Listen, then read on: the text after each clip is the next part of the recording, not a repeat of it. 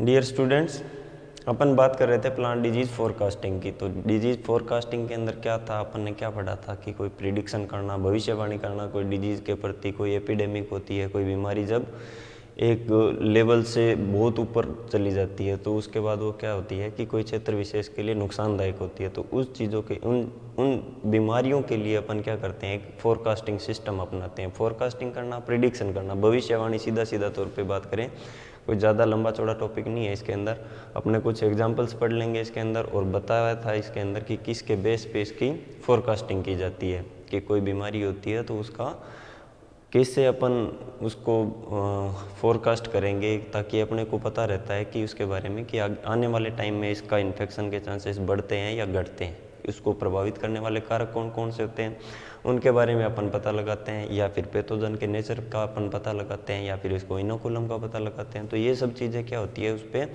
Depend करता है। ये फोरकास्टिंग जो डिपेंड करती है वो किस पे डिपेंड करती है, पैथोजन पे भी और एनवायरनमेंट पे भी। ठीक है, अपन ने लास्ट टाइम में पढ़ा था स्टीवर्ट डिजीज़ का। स्टीवर्ट का जो डिजीज़ था, उसका जो स्टीवर्ट का मॉडल था, जो कॉर्न का जो विल्ट था, उसके अंदर फ्लिया बीटल था और बैक्टीरिया था एरवीनिया का। तो उसका इन्फेक्शन का कैसे इफेक्ट पड़ता है, एनवायरनमेंट उसको कैसे रोल रहता है एनवायरनमेंट का, कि इन्वायरमेंटल कंडीशन में जो बीटल की पॉपुलेशन बढ़ती है तो उस वजह से उसका इनोकुलम बढ़ता है।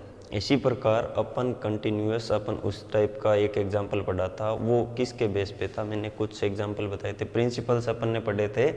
उसी आधार पे अपन क्या करेंगे, जैसे प्रिंसिपल में अपन ने पढ़ा था कि प्रिंसिपल जो होता है किसके आधार पे अपन इसकी फोरकास्टिंग का बेस मानते हैं, तो सीधा सीधा क्या होता है, पैथोजन का रोल, पैथोजन के बेस पे, एनवायरनमेंट के बेस पे, एनवायरनमेंट और इनिशियल कंडीशन के बेस पे, या फिर फार्मर की जो एक्टिविटीज़ होती है उसके बेस पे, या रेजिस्टेंस के बेस पे।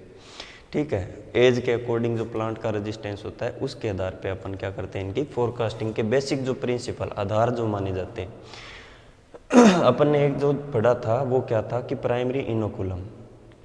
ठीक है, तो प्राइमरी इनोकुलम के आधार पे पढ़ा था अपन ने प्राइमरी इनोकुलम प्लस एनवायरनमेंट। इसके आधार पे अपन ने वो मॉडल पढ़ा था, स्टीवर्ट का जो मॉडल था उसके अंदर कॉर्न का। तो उसके अंदर क्या था कि प्राइमरी इनोकुलम क्या था उसके अंदर देखो, या फिर उसको अपन ने देखो इन्वायरमेंट का मेन रोल क्या था उसके अंदर, इन्वायरमेंट का इफेक्ट। तो प्राइमरी इनोकुलम था उसके अंदर बीटल। ठीक है, बीटल की पॉपुलेशन ज़्यादा उतनी डिजीज़ के चांसेस ज़्यादा। इन्वायरमेंट का रहता है कि पॉपुलेशन कब बढ़ती है तो वो डायरेक्ट उसको इफेक्ट करती है। ठीक है, तो ये वेदर कंडीशन का उसके अंदर सबसे ज़्यादा रोल रहता है। ठीक है, प्राइमरी इनोकुलम, या फिर एक सिंपल अपन बात करें तो प्राइमरी इनोकुलम के आधार पे प्लस इन्वायरमेंट के आधार पे, एक ये तरीका होता है। दूसरा सिर्फ प्राइमरी इनोकुलम के आधार पे। ठीक है, सिर्फ प्राइमरी इनोकुलम के आधार पे, और दूसरा जिसमें इन्वायरमेंट का कोई रोल नहीं रहता, इस आधार पे भी अपन फोरकास्टिंग कर सकते हैं। और इन्वायरमेंट के अकेले, इन्वायरमेंट के आधार पे, इस आधार पे भी अपन क्या करते हैं, फोरकास्टिंग कर सकते हैं। तो ये तीन तरीके होते हैं। ठीक है, इसी में एक एग्जांपल पढ़ा था अपन ने इन्वायरमेंट के आधार पे। ये जो इसमें प्राइमरी इनोकुलम का रोल नहीं रहता, जो स्टीवर्ट वाला था उसके अंदर, उसमें क्या था कि इन्वायरमेंट के आधार पे अपन ने, इन्वायरमेंट के अंदर एक एग्जांपल था तो वो था स्टीवर्ट का डिजीज। जो कॉर्नविल्ट वाला मॉडल था ना, वो किसके आधार पे था, उसने आधार क्या रखा था, उस स्टीवर्ट ने क्या आधार रखा था, उसने इन्वायरमेंटल कंडीशन को आधार रखा था। ठीक है, इसी प्रकार से क्या होता है, अपन देखते हैं। तो अपने इसके अंदर देखो नेक्स्ट जो चीज़ है, देखो प्रिडिक्शन करते हैं तो किस आधार पे करते हैं, इसका एग्जांपल मैंने कल डिस्कस भी किया था बीच में। तो इसमें देखो जो मोनोसाइक्लिक डिजीज होती है, एग्जाम में पूछे जाने वाली चीज़ें होती है। मोनोसाइक्लिक का मतलब पता होना चाहिए कि मोनोसाइक्लिक डिजीज यानी कि मोनोसाइक्लिक बीमारियां, या इनको सिंपल इंटरेस्ट डिजीज बोलते हैं। इनको क्या बोलते हैं, सिंपल इंटरेस्ट डिजीज। जो साधारण ब्याज जो होता है ना, उसके आधार पे साधारण ब्याज जो होता है ना, साधारण ब्याज की तरह ही ये बीमारियां बढ़ती है। ठीक है, तो साधारण ब्याज बढ़ता है उसी प्रकार से इनका पॉपुलेशन बढ़ती है, इंटरेस्ट। ठीक है, सिंपल इंटरेस्ट डिजीज बोलते हैं मोनोसाइक्लिक। एक सीजन के अंदर ऐसी बीमारी जो एक सीजन के अंदर एक ही अपना लाइफ साइकिल या एक डिजीज साइकिल पूरा करती हो उसको मोनोसाइक्लिक बोलते हैं। एक लाइन की डेफिनेशन है, ब्लैंक्स में पूछा जा सकता है इसके अंदर कि रोग जो कि एक सीजन या फिर एक ग्रोइंग सीजन में सिर्फ एक ही जीवन चक्र पूर्ण करता है डैश डैश कहलाता है, क्या कहलाएगा? मोनोसाइक्लिक। इसी प्रकार से जो एक सीजन में बहुत सारी करती है तो पॉलीसाइक्लिक, और अगर बहुत सारे सालों में एक करती है, जब 2 या 2 से अधिक सीजन के अंदर ये एक लाइफ साइकिल पूरा करती है तो उसको बोलते हैं पॉलीएटिक, उसको बोलते हैं पॉलीएटिक। तो ये डिफरेंस याद रखना है, ठीक है। और इसको जो पॉलीसाइक्लिक होता है उसको कंपाउंड इंटरेस्ट डिजीज बोलते हैं। जैसे चक्रवर्ती ब्याज बढ़ता है उसी प्रकार से वो उसकी पॉपुलेशन बढ़ती है।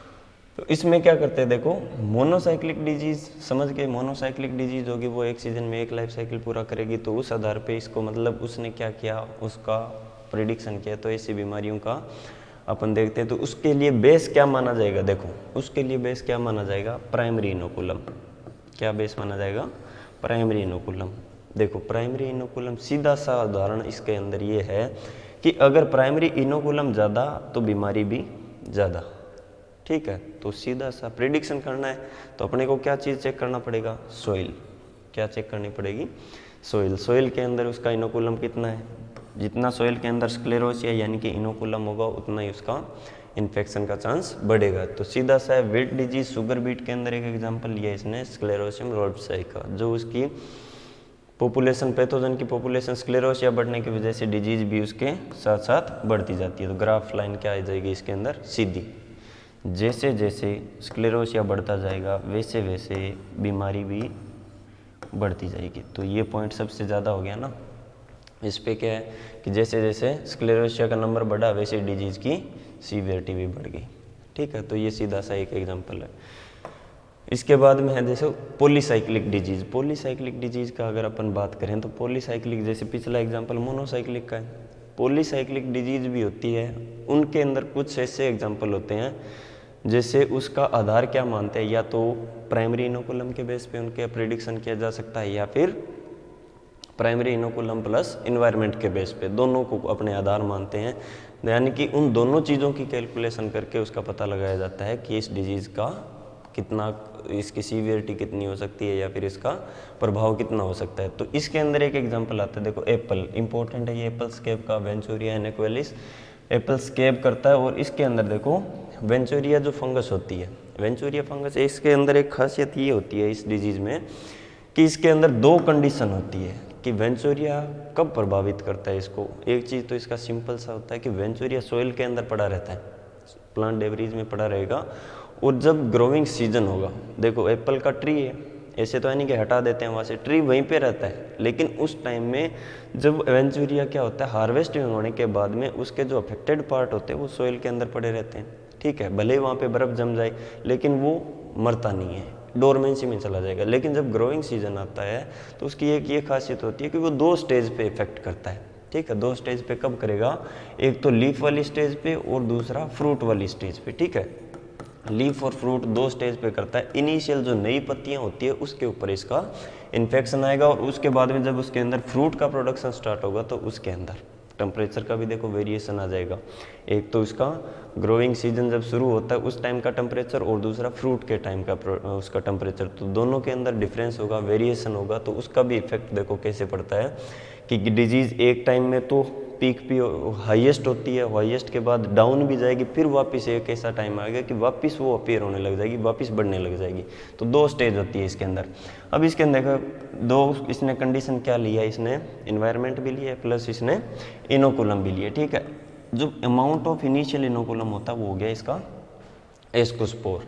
Environmental condition plus weather condition दोनों के लिए इसके अंदर इम्पोर्टेंट है। तो देखो इसके अंदर इनिशियल इनोकुलम जो होता है वो एस्कोस्पोर होता है। एस्कोस्पोर जो सोइल के अंदर इसका पड़ा रहता है तो वो हवा के द्वारा एयरबोर्न होके वो पत्ती की सरफेस पे जाता है। दूसरी कंडीशन इसके अंदर देखो इन्वायरमेंटल जो कंडीशन की बात करते हैं तो इन्वायरमेंटल कंडीशन इसके अंदर क्या रखते हैं, इन्वायरमेंटल कंडीशन इसमें ये है कि लीफ की वेटनेस, पत्ती कितने समय तक गीलापन रहता है, पत्ती के ऊपर कितने टाइम तक उसमें वेटनेस रहती है, गीली रहेगी उसकी सरफेस जब तक, तो उसके इन्फेक्शन के चांसेस बढ़ जाते हैं। और टेम्परेचर का भी कुछ इफेक्ट होता है। तो इसके अंदर देखो यंग लीव्स होती है वो ससेप्टिबल होती है, यंग लीव स्टेज होती है वो ससेप्टिबल होती है, यानी कि इन्फेक्शन कहाँ होगा, जब उसकी नई पत्तियाँ आनी स्टार्ट होती है उस टाइम। अब इसके अंदर देखो कंडीशन क्या है, film of water on leaves and proper temperature are need for infection. ज़रूरत क्या है कि उसकी पत्ती पे प्रॉपर उसके टेम्परेचर प्रॉपर वाटर होना चाहिए उसका अवेलेबल, और टेम्परेचर भी इसका कम होना चाहिए। तो ये दो कंडीशन हो गई। और इसके अंदर इनोकुलम इसका जो सोइल के अंदर पड़ा रहता है वो इसकी एक इसका पार्ट हो गया इनोकुलम, दूसरा हो गया एनवायरमेंटल कंडीशन।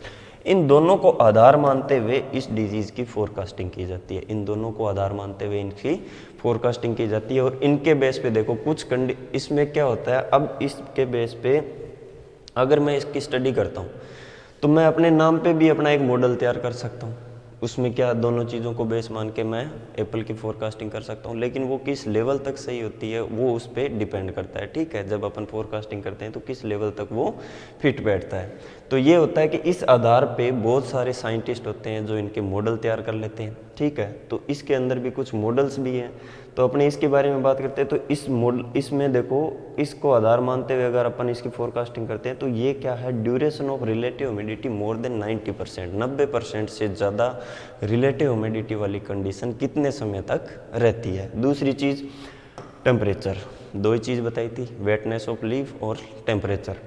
इनिशियल स्टेज के अंदर हाईएस्ट दिखाता है, इनिशियल स्टेज में बहुत ज़्यादा इसका इन्फेक्शन है। एक टाइम ऐसा आएगा कि वो धीरे धीरे ख़त्म हो जाएगा, ठीक है, एक टाइम में ये ख़त्म हो जाएगा। उसके बाद में क्या होगा, वापस जब फ्रूट प्रोडक्शन का टाइम होगा तो देखो डिजीज़ वापस बढ़ने लग जाती है। तो ये इसका इफेक्ट होता है टेम्परेचर और रिलेटिव ह्यूमिडिटी का। इसके आधार पे क्या होता है, देखो इस आधार पे अपन क्या कर सकते हैं, डिसीजन बना सकते हैं। इस पे कोई भी अपन डिसीजन डेवलप, इसमें कोई भी अपन स्ट्रेटजी डेवलप कर सकते हैं कि मैनेजमेंट कंट्रोल का इसके अंदर कोई डिसीजन बना सकते हैं। तो डिसीजन में देखो क्या क्या चीज़ हो सकती है, देखो high dose of systemic fungicide, systemic fungicide, protectant और नो कंट्रोल। देखो जहाँ पे बीमारी नहीं होगी कंट्रोल की ज़रूरत नहीं होती। तो इस लेवल पे देखो जब ये चीज़ क्या दर्शा रहा है ग्राफ, ये चीज़ क्या ये ग्राफ क्या दिखा रहा है अपने को कि यहाँ पे डिजीज़ का लेवल बहुत कम है, ठीक है। तो लो लेवल पे अपन जब कंट्रोल मेजर अपनाएंगे तो अपने ऐसे तो है नहीं कि अपना पहले से ही अपने पास इतने पैसे हैं कि अपने कोई डिजीज़ नहीं हो तो भी प्लांट के अंदर अपन कोई भी पेस्टिसाइड का यूज़ कर लेंगे, तो इतना तो फार्मर कोई मूर्ख होता नहीं।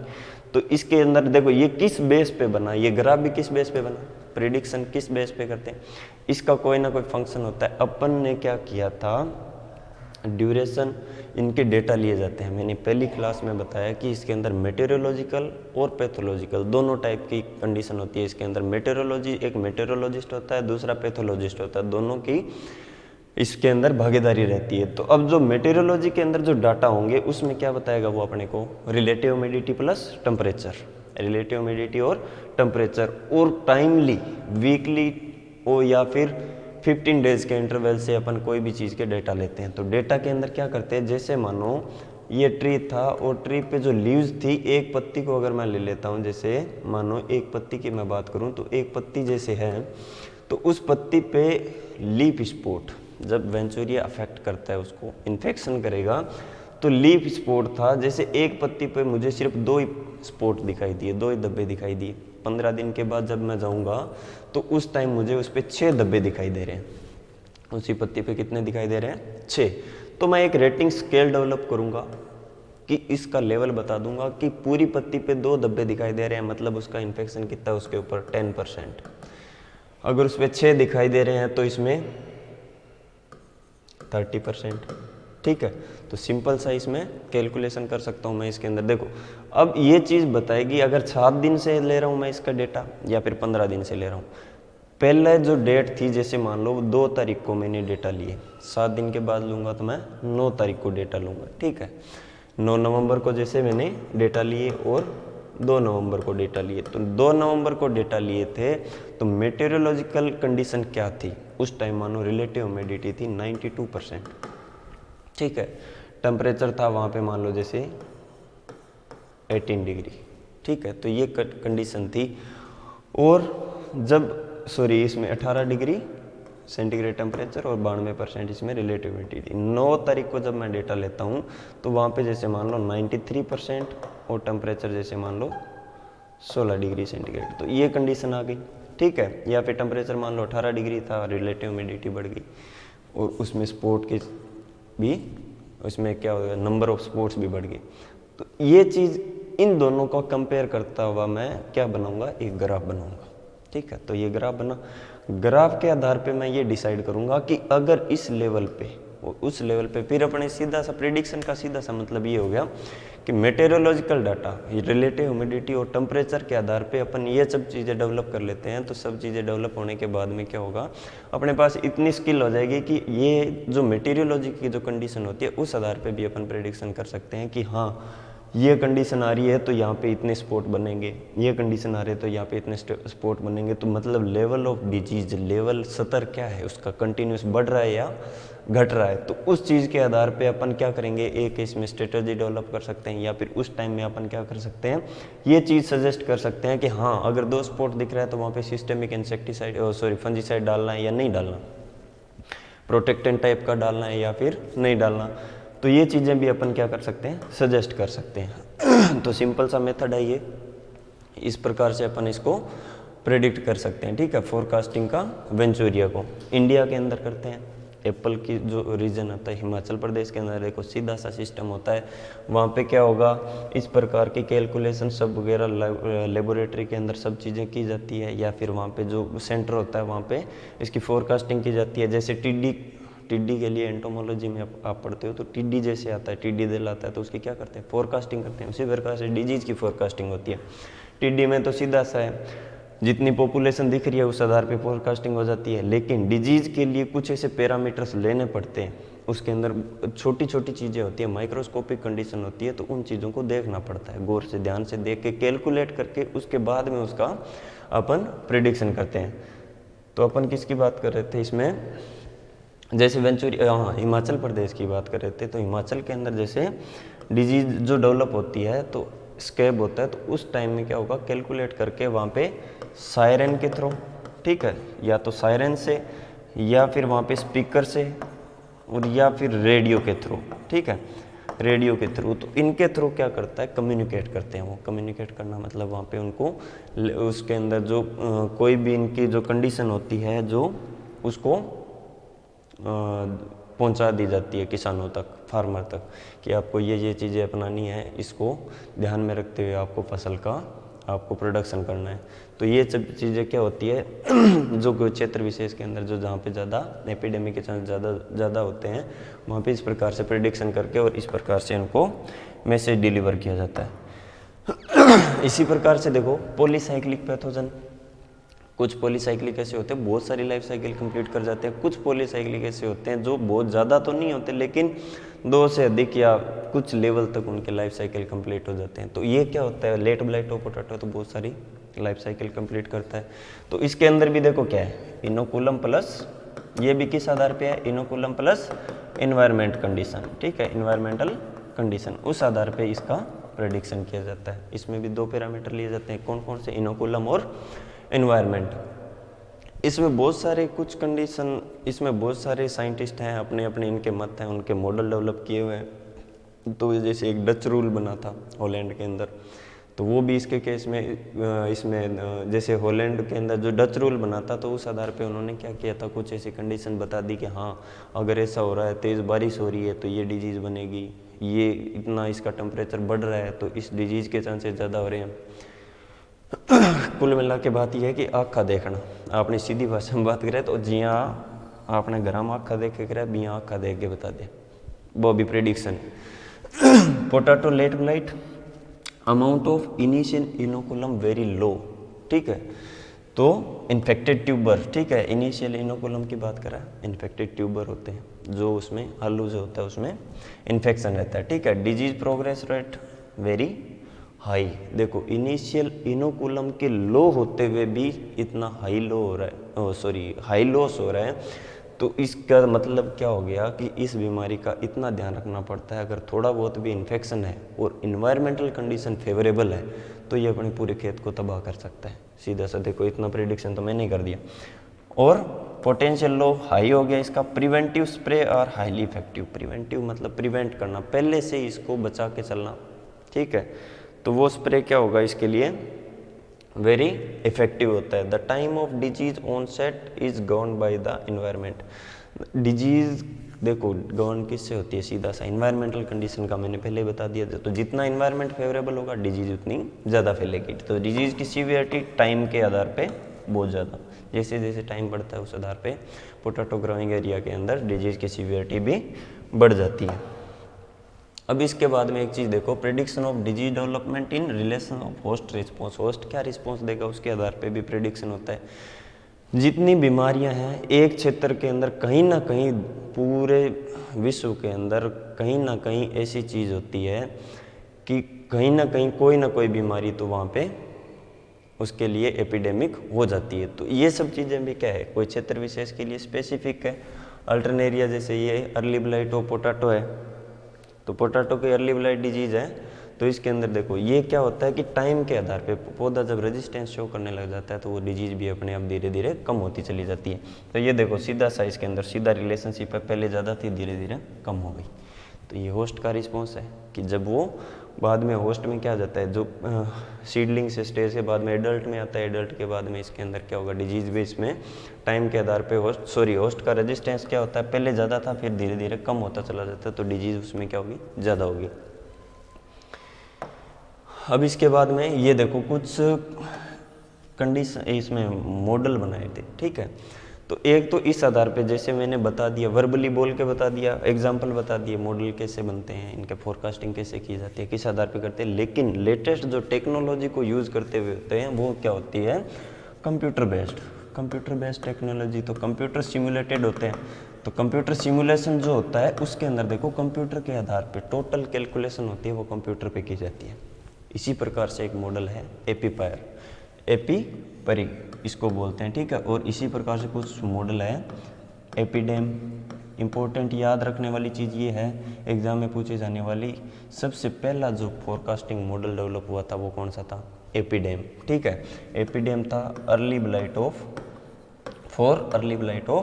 पोटैटो की अर्ली ब्लाइट डिजीज के लिए ये मॉडल डेवलप किया गया था, तो इम्पोर्टेंट है। इसके अलावा और याद रखने वाली चीज़ है आपने सिमकास्ट, ब्लाइट कास्ट। ये दो जो मॉडल हैं सिमकास्ट और ब्लाइट कास्ट, ये दोनों किसके लिए हैं, लेट ब्लाइट ऑफ पोटैटो। और एक चीज़ और याद रखना है इसके अंदर, एपीवेन ये है एप्पल का स्कैब डिजीज के लिए। एप्पल स्कैब ये कंप्यूटर बेस्ड सिस्टम है, मॉडल है, उनका नाम है जो पर्टिकुलर के लिए अलग अलग है, ठीक है। एपीवेन है एप्पल स्कैब के लिए, वेन का मतलब वेंचुरिया इनेक्वेलिस, और एपीपरी ये जो दिखा है ये रस्ट के लिए होता है, ठीक है। और एपिडेम जो था वो early blight potato, simcast blight cast है लेट ब्लाइट ऑफ पोटैटो। तो ये इंपॉर्टेंट एग्जाम में पूछ सकते हैं इनके बारे में। सबसे पहला मॉडल था वो था एपिडेम। अब इसके बाद में इसमें देखो ये जो मॉडल होते हैं तो इनमें सीधा सा फंक्शन होता है कि जैसे कोई कहीं कुछ जगह के किसान भी ऐसे होते हैं कि वो अपने आप में भी साइंटिस्ट होते हैं। तो वो क्या करते हैं कि जहाँ कहीं भी क्षेत्र में कोई डिजीज़ की एपिडेमिक के चांसेस होते हैं या फिर ज़्यादा उस क्षेत्र को नुकसान करने वाली होती है तो वहाँ किसान भी समझदार हो जाते हैं। तो कुछ मेथड अपने आप अपना लेते हैं कंट्रोल के, या फिर वो फोरकास्टिंग में कुछ मदद कर सकते हैं। तो वो क्या करते हैं, पूरे के पूरा जो डेटा होते हैं वो कहीं अपने पास के सेंटर होते हैं, वहाँ उसको डेटा उनको कलेक्ट करके वहाँ पे उनको दे आते हैं। तो वो उनको टाइमली उनको डाटा उनको फॉरवर्ड करते रहते हैं, उनके पास डेटा चले जाते हैं। और वो वहाँ पे जो वहाँ के साइंटिस्ट होते हैं वो मेटेरियोलॉजिकल जो कंडीशन होती है उसके साथ में उसको कैलकुलेट करके और उस आधार पे उनको बता देते हैं कि आपके क्षेत्र में बीमारी आ सकती है या फिर आपको कौन से कंट्रोल मेजर अपनाने चाहिए। तो इसी प्रकार से ये मॉडल है, इनके नाम याद रख लेना बस, एग्जाम में बाई चांस पूछ ले। और इसके बाद में सक्सेस में देखो, इसके अंदर सक्सेस ऑफ फोरकास्टिंग की सक्सेस कैसे होगी। तो ये अपने फोरकास्टिंग का मतलब समझ में आ गया, क्या चीज़ होती है फोरकास्टिंग। और इसके अलावा देखो बहुत सारी अब लेटेस्ट टेक्नोलॉजी है तो उस आधार पे क्या करते हैं, रिमोट सेंसिंग और ये सब चीज़ें इसके अंदर अप्लाई होने लग गई है। तो रिमोट सेंसिंग के आधार पे भी डिजीज़ का पता लगाया जाता है, मतलब सीधा सैटेलाइट के थ्रू देख के उस क्षेत्र का अपन ऑब्जर्वेशन कर सकते हैं। तो सक्सेस फोरकास्टिंग के लिए, सक्सेस होने के लिए कुछ पहलू होते हैं जिन पे डिपेंड करता है उसकी सक्सेस। तो वो चीज़ें क्या होती है, देखो कॉमननेस ऑफ एपिडेमिक कि एक कोई बीमारी का एपिडेमिक होना ज़रूरी है। कोई बीमारी जब एपिडेमिक होगी मतलब वो उसके अंदर क्या करेगा, जैसे इंटरप्ट करता हो कोई चीज़ को, इंटरवेंट करता हो। इंटरप्ट करना मतलब कोई अपनी जो लाइफ होती है या फिर अपने प्रोडक्शन के अंदर कुछ ना कुछ वो इफेक्ट डालता हो, तो उस चीज़ को उस आधार पे अगर वो एपिडेमिक होगी तभी तो वो उसका प्रेडिक्शन अपने सक्सेस हो पाएगा या फिर उसी का प्रेडिक्शन करेंगे। नहीं तो ऐसी बीमारियां जिनका कोई ज़्यादा इफेक्ट नहीं पड़ता उनका अपन फोरकास्टिंग करें तो वो अपने बेतुकी की बात हो जाती है, तो वो कोई मतलब की बात नहीं होती। ठीक है, एक्यूरेसी होना चाहिए। ठीक है, कोई भी चीज़ जो प्रिडिक्शन करते हैं, कोई भी एपिडेमिक के द्वारा जितना रिस्क होता है उसका अपन क्या करते हैं, उसके लिए अपन जैसे एक्यूरेसी होना, प्रिडिक्शन का एक्यूरेसी होना ज़रूरी है। अगर एक्यूरेसी नहीं होगा तो लोग जूते मारते हैं फिर। ठीक है, the ability of deliver prediction in A timely fashion, मतलब ये क्या बोलते हैं जिसको समय के जो प्रिडिक्शन होता है वो टाइमली, टाइम पे कुछ उसका समय सूची के अनुसार, यानी कि कुछ समय के साथ साथ में चलना चाहिए। कि प्रिडिक्शन करने का जो टाइम होता है, आज ज़रूरत है, एक दिन बाद में प्रिडिक्शन करें तो वो कोई मतलब वाली बात नहीं रहती। ठीक है, ability of implement control tactic, ऐसी एबिलिटी होनी चाहिए प्रिडिक्शन करने वाले का और इस सिस्टम का कि अपने उसके अंदर कोई ऐसी टेक्टिक बना सकते हैं जो अपने डिजीज़ को कंट्रोल कर सकते हैं। ठीक है, इकोनॉमिक इम्पैक्ट, पैसे बचाने वाला होना चाहिए, सीधी सी बात है। ठीक है, इकोनॉमिक इम्पैक्ट होता है, इकोनॉमिक इम्पैक्ट का मतलब सीधा सा कि प्रिडिक्शन करें लेकिन ऐसा प्रिडिक्शन होना भी चाहिए ना कि उससे अपने कुछ बेनिफिट हो, यानी कि अपना लॉस कम हो और अपने पैसों की बचत होती हो, तो इकोनॉमिक इम्पैक्ट होना ज़रूरी होता है कोई भी चीज़ का। अपने सब इकोनॉमिक इम्पैक्ट के पीछे भागते हैं, चाहे अपन फसल का उत्पादन कर रहे हैं, चाहे प्रिडिक्शन करें, चाहे कुछ भी करें, तो अल्टीमेटली जो अपना जो आंसर था वो यही है कि पैसे कमाने के लिए ये सब कर रहे हैं। ठीक है, तो ये था अपना प्लांट डिजीज़ का फोरकास्टिंग और इसके अंदर इंपॉर्टेंट चीज़ें थी वो बता दी मैंने, और इसको ढंग से पढ़ लेना। अगर एग्ज़ाम में पूछ ले, कोई मोनोसाइक्लिक डिजीज़ का पूछ ले, कोई पॉलीसाइक्लिक का पूछ ले, तो एग्जाम्पल भी है, ग्राफ बना देना, सीधा डिस्क्राइब करना है उसको, बाकी मैंने जो बोला है उसको हाथ से लिख लेना कॉपी के अंदर। ठीक है, और इंग्लिश वाले जिनको समझ में आता है तो इंग्लिश वाला ये इस पीपीटी को देख के आराम से नोट कर लेना।